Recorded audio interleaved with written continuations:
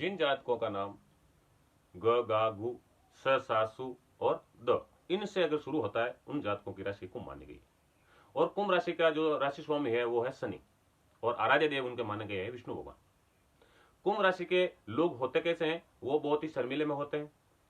साथ में इनकी इच्छा शक्ति है बहुत ही प्रबल होती है और साथ में इनका जो काम है जो हमेशा ये अपने सपनों में ही खोए रहते हैं। ऐसे ये कुंभ राशि के जातक माने गए।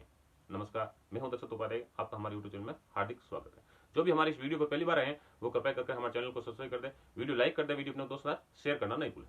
तो सबसे पहले देखते हैं कि कुंभ राशि के जो जातक है इनका शुभ रंग कौन सा है, इनके शुभ जो अंक है वो कौन से हैं, इनकी शत्रु राशियां कौन कौन सी है, इनको क्या उपाय करना चाहिए, क्या महा उपाय करना चाहिए और इनको कौन से बीज मंत्र का जाप करना चाहिए और इनको कौन सा रत्न है वो धारण करना चाहिए, जिस कारण से इनको हर क्षेत्र में इनको सफलता मिल सकती है।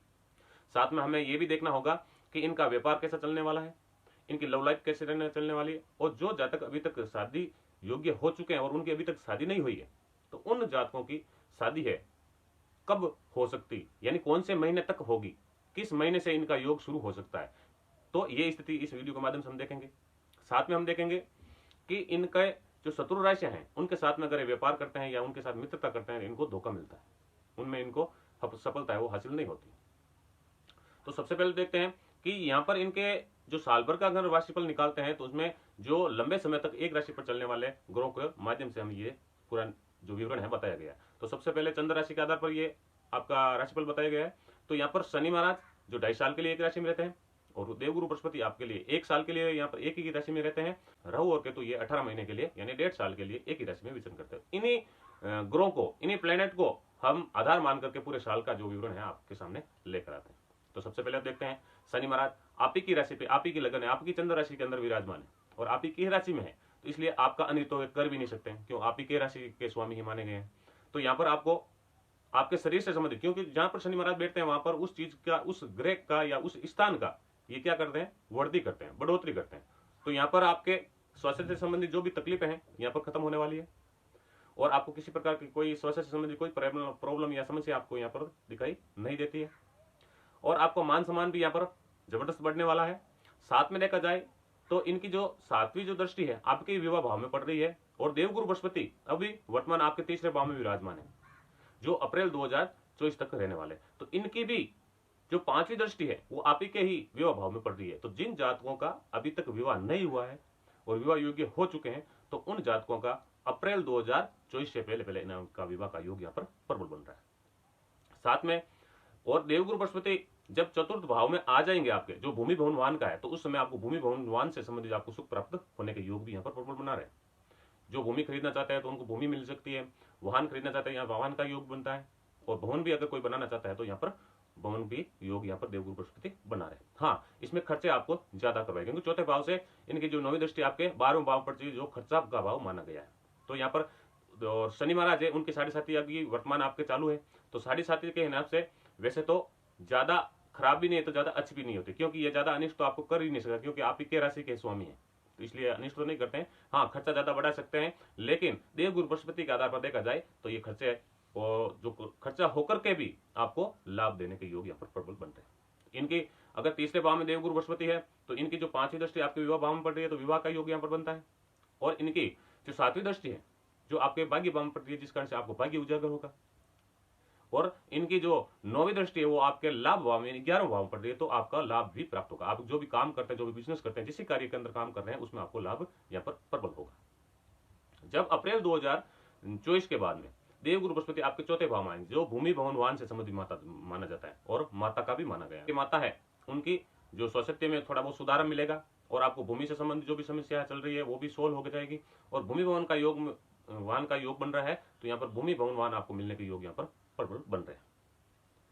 अब इनकी जो दृष्टियां मानी गई है, जो अमृत में मानी गई है, इनकी जो 5वीं दृष्टि आपके 8वें भाव में पड़ रही है जो मृत्यु का भाव भी माना गया है और गुप्त रेशियो का भी माना गया है। तो यहाँ पर गुप्त धन आपको मिलने का योग भी प्रबल यहाँ पर बन रहे हैं और इनकी जो 7वीं दृष्टि है वो आपके कैरियर भाव में पड़ा। कैरियर यानी आपका व्यापार, बिजनेस के भाव में पड़ रही है, जिस कारण से आपका बिजनेस है वो यहाँ पर अच्छा होने वाला है। आपका अगर कहीं नौकरी कर रहे हैं तो आपकी यहाँ पर पदोन्नति हो सकती है, उन्नति हो सकती है। उस पर उसमें आपके जो मान लो आपको जो पैसे मिल रहे हैं, जो आपको तनख्वाह मिल रही है, उससे तनख्वाह में बढ़ोतरी यहाँ पर योग भी प्रबल बन रहे हैं। और आप खुद का अगर व्यापार कर रहे हैं तो उसमें भी आपको ज्यादा लाभ, ज्यादा मुनाफा आपको यहाँ पर मिलने के योग बन रहे हैं। और इनकी जो नौवीं दृष्टि आपके 12वें भाव पड़ रही है, जिस कारण से आपको विदेश से संबंध रखता है 12वां भाव, तो विदेश यात्रा यहाँ करवा सकते हैं, छोटी मोटी यात्रा भी आपकी यहाँ हो सकती है, और यहाँ पर आपके थोड़े खर्चे भी बढ़ सकते हैं।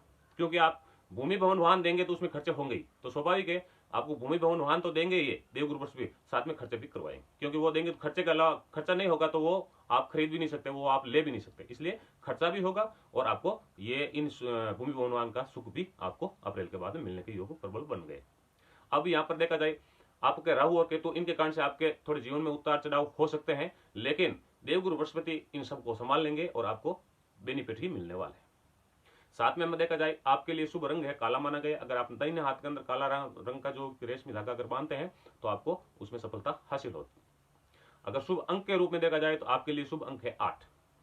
तो 8 अंक, अगर आप कोई वाहन खरीदे उसका योग अगर 8 है, या फिर कोई मकान खरीदते हैं तो उसका भी अगर मकान का नंबर 8 है तो आपको शुभ है, आपके लिए लकी नंबर है, आपके लिए वो मकान भी जो है वो लकी हो जाएगा और वाहन भी आपके लिए वो लकी मानी जाएगी।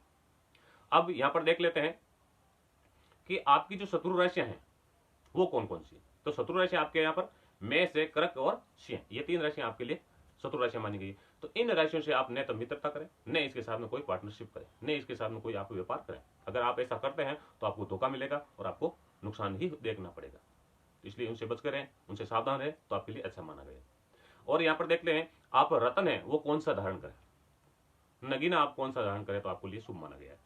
तो आपको नगीना है, रत्न है वो जमुनिया रत्न है माना गया है, वो अगर आप धारण करते हैं, वो भी शनिवार के दिन गंगा जल में आपको वो अंगूठी है वो डालनी है।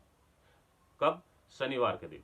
और वो भी चांदी की जो धातु बांधना है, उस चांदी के धातु के अंदर वो आप अंगूठी बनाना है और फिर उसको आप गंगा जल के अंदर डाल दिए। फिर आपको 108 बार ओम शैम शनिचराय नमः इस प्रकार का 108 बार अगर जाप करके फिर वो अंगूठी आप अपने जो दाहिने हाथ है उसके अंदर आप मध्यमा अंगुली के अंदर पहनते हैं तो आपको लाभ होता है। और यहाँ पर शनि महाराज की अगर आप उपासना करते हैं या शनिवार का आप व्रत करते हैं तो भी आपको अच्छा लाभ मिलता है, और अगर बीज मंत्र का जाप करें तो और भी बात अच्छी। साथ में अगर देखा जाए और उपाय के रूप में आप देखना है कि आपको क्या दान देना है, तो आप दान दे सकते हैं काली वस्तु का। तो काली वस्तु में आप काली गाय ले लो, लोहा ले लो, या काला तिल ले लो, काला उड़द ले लो। इस प्रकार की जो काले रंग की जो वस्तु है उसका आप दान करते हैं तो आपको सफलता हासिल होती है। साथ में अगर आप किसी भी मंदिर के अंदर आप जाकर के कोई ध्वजा लगाते हैं तो आपको उसमें बेनिफिट है, उसमें आपको लाभ है, आपका जीवन पैसों से संबंधित जो भी तंगी है वो यहाँ पर छुटकारा हो सकता है। साथ में अगर आप धतूरा माना गया है, धतूरे की जो जड़ लेते हैं उसको आप अभिमंत्रित करके अगर अपने पास रखते हैं तो पैसों से संबंधित आपकी समस्या दूर होगी और आपके जो भी सपने हैं वो यहाँ पर पूरा होता दिखाई देना शुरू हो जाएगा।